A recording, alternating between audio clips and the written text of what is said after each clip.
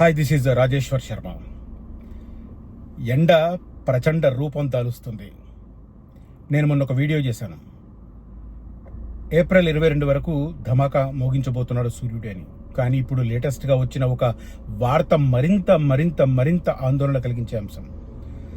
June నెలాఖరు దాకా, అంటే ఇప్పటి నుంచి జూన్ నెలాఖరు దాకా ఎండలు ప్రచండంగా మండబోతున్నాయి. దీనికి కారణం సూపర్ ఎల్నినో అని మొన్న వీడియోలు చెప్పాను. ఈ సూపర్ ఎల్నినో ప్రభావం మే తర్వాత మొదలవుతుంది అనుకుంటే ఇప్పటి నుంచే ప్రారంభమైందని లేటెస్ట్గా ఒక వార్నింగ్ వచ్చింది. ఈ సంవత్సరం వర్షాలు తక్కువ పడకపోతున్నాయి. కొన్ని చోట్ల అతివృష్టి, కొన్ని చోట్ల అనావృష్టి చోటు చేసుకోబోతోంది. అయితే ఈ సంవత్సరం ఇంకొక విశేషం, అదే రకంగా భయానకం ఏంటంటే అత్యంత సుదీర్ఘ కాలం వేసవి కాలం ఉండబోతుంది, ఎండాకాలం ఉండబోతుంది. జూన్ ఎండింగ్ దాకా ఎండలు మండబోతున్నాయి. దీనికి సంబంధించిన వార్నింగ్ వచ్చింది. నిజానికి పర్టికులర్గా తెలంగాణకు సంబంధించిన మ్యాప్ చూస్తే మాత్రం గుండె గుబేరం అంటుంది. ఎట్లా ఉందంటే మొత్తం రెడ్ కలర్ చూడండి, రెడ్ అండ్ ఆరెంజ్ కలిపి మొత్తం ఉంది. ఆ ఎల్లో చోట మాత్రమే కొద్దిగా తక్కువ ఎండలు ఉన్నాయి, మిగతాది మొత్తం 42 డిగ్రీల సెల్సియస్ పైన నమోదు కాబోతుంది. ఆ ఎల్లో ఉన్న area thanks to Hyderabad surrounding area, Hyderabad, Medak, Rangareddy, Malkajgiri, Sangareddy, Vikarabad ఏరియాలో మాత్రమే ఎల్లో అలర్ట్ ఉంది. మిగతా అంతా orange and red alert. So మనం ఏం కాబోతున్నాం? ఎండలకు మాడిపోతామా? ఇంట్లోంచి బయటకు రావాలంటే భయం వేస్తుంది.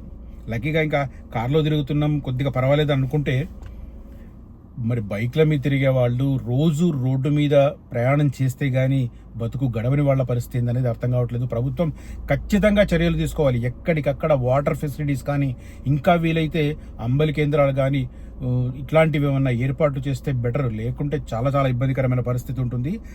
ఈ వార్నింగ్కి సంబంధించిన డీటెయిల్స్ నేను చెప్తాను. ఆల్రెడీ జగిత్యాల జిల్లా ధర్మపురిలో ఏప్రిల్ 16వ తేదీన 44.4 డిగ్రీల సెల్సియస్ నమోదైంది. ధర్మపురి శ్రీ లక్ష్మీ నరసింహస్వామి క్షేత్రం. ఏంటిది అర్థం కావట్లేదు. చాలా చాలా దారుణమైన పరిస్థితి. మా ఊరు కూడా ఈ వడగాలులు నమోదైన దాంట్లో మా ఊరు కూడా ఉంది, దోమకొండ. సో ఈ డీటెయిల్స్ చెప్తాను. రాష్ట్రంలో వాతావరణం నిప్పుల కొలిమిలా మారింది. ప్రజలు అల్లాడిపోతున్నారు. ఎండల తీవ్రత పెరగడంతో బుధ, గురువారాల్లో అనేక జిల్లాల్లో వడగాల్పులు, హీట్ వేవ్స్ నమోదయ్యాయి. రాష్ట్ర ప్రభుత్వం అప్రమత్తమైంది. జిల్లాల్లో తక్షణ చర్యలకు ఆదేశాలు జారీ చేసింది. జిల్లా కలెక్టర్లకు నోడల్ అధికారులుగా నియమిస్తూ విపత్తుల నిర్వహణ ప్రత్యేక ప్రధాన కార్యదర్శి కిషోర్ ఆదేశాలు జారీ చేశారు.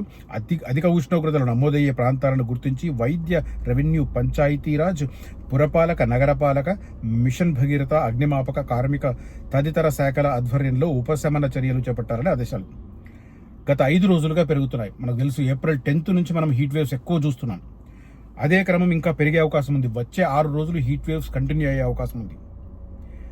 రానున్న 6 రోజులు మరింత అధికంగా ఉష్ణోగ్రతలు నమోదయ్యే అవకాశం ఉంది. మధ్యాహ్న సమయంలో వీలైనంత వరకు నీడపట్టున ఉండాలని నిపుణులు సూచిస్తున్నారు. ఉదయం 11 నుంచి మధ్యాహ్నం 3:30 వరకు వేడి గాలులు వీచే అవకాశం ఉంది. తప్పనిసరి బయటకు వెళితే తలకు రుమాలు ధరించాలి, చలువ కళ్ళద్దాలు పెట్టుకోవాలి, తరచూ నీళ్లు, మజ్జిగ తాగుతూ ఉండాలని సలహా ఇస్తున్నారు. కూలింగ్ స్థలాలు ఏర్పాటు చేయాలని చెప్పి, ఇదంతా గవర్నమెంట్కి సంబంధించి. ఇక్కడైతే వడగాలులు వచ్చాయని దీని మీద చూపిస్తున్నాను. ఒకటి, బుధ, గురువారాల్లో మేడ్చల్, మల్కాజ్గిరి, మేడిపల్లి, దుండిగల్. బుధ, గురువారాల్లో మేడ్చల్, మల్కాజ్గిరి జిల్లాలోని మేడిపల్లి, దుండిగల్ దగ్గర గండిమైసమ్మ, బాచుపల్లి, రంగారెడ్డి, కందుకూరు, యాచారం, గండిపేట, షాబాద్. నేను తిరిగే ఏరియాస్ ఇవన్నీ. సంగారెడ్డి జిల్లాలో హత్నూరా, వట్పల్లి, సిర్గాపూర్, జిన్నారం, అమీన్పూర్. కామారెడ్డి జిల్లాలో పాల్వంచ, దోమకొండ, మెదక్, కుల్చారం అండ్ చేగుంట. నల్గొండలో దేవరకొండ, అడవిదేవులపల్లి, చింతపల్లి. నిజామాబాద్ జిల్లాలో బాల్కొండ, ముప్కాల్.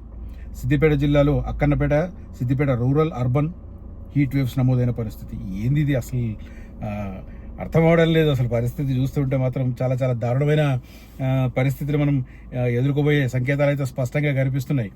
ఈ ఎట్లా గట్టెక్కుతాం ఏందనేది చాలా అది.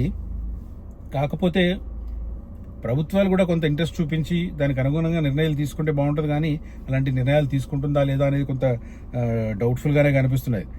ఎందుకంటే వాళ్ళ తిప్పలు వాళ్ళకు ఉన్నాయి.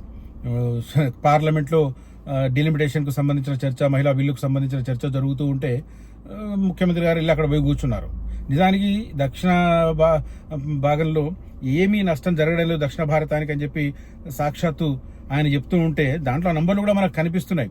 ఆంధ్రప్రదేశ్లో 25 సీట్లుంటే 38కి, తెలంగాణలో 17 ఉంటే 26కు, కర్ణాటకలో 28 సీట్లుంటే 42కు, తమిళనాడులో 39 సీట్లుంటే 59కి, కేరళలో 20 సీట్లుంటే మొత్తం 129 దక్షిణ భారతంలో ఉంటే ఈ 5 రాష్ట్రాలలో పెంపు తర్వాత 195 కాబోతోంది. శాతం కూడా 543 స్థానాలలో శాతం 23.76% ఉంటే 816 స్థానాలు అయితే కూడా 23.87%, అంటే దాదాపు పెరుగుతూనే ఉంది. ఇంకా అయినా కూడా దాన్ని ఇంపార్టెంట్గా భావించి ఇక్కడ జనాలు హీట్ వేవ్స్తో అల్లాడిపోతుంటే సీఎం గారు వెళ్ళి ఢిల్లీలో మకాం వేయడం అయితే కొద్దిగా విచిత్రంగానే విడ్డూరంగానే ఉంది పరిస్థితి.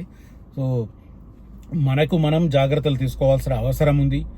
మరి ముఖ్యంగా నేను ఒక మాట అయితే క్లియర్ కట్గా చెప్తున్నాను. సరే, మనకు కొంత పరిస్థితి తెలుసు కాబట్టి ఇంటి పట్టున ఉండడమో లేక బయటకు వెళ్లాల్సి వస్తే తగిన జాగ్రత్తలు తీసుకోవడమో చేస్తుంటాం. కానీ రోడ్డు మీద ఉన్న పశువులు చాలా చాలా అల్లాడిపోతున్నాయి.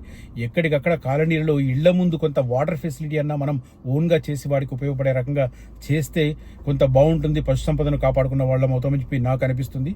ఎవరికైనా ఈ సూచన నచ్చితే దయచేసి పాటించమని నా విజ్ఞప్తి. Thank you for watching this video. Signing off Rajesh Sharma. జై హింద్.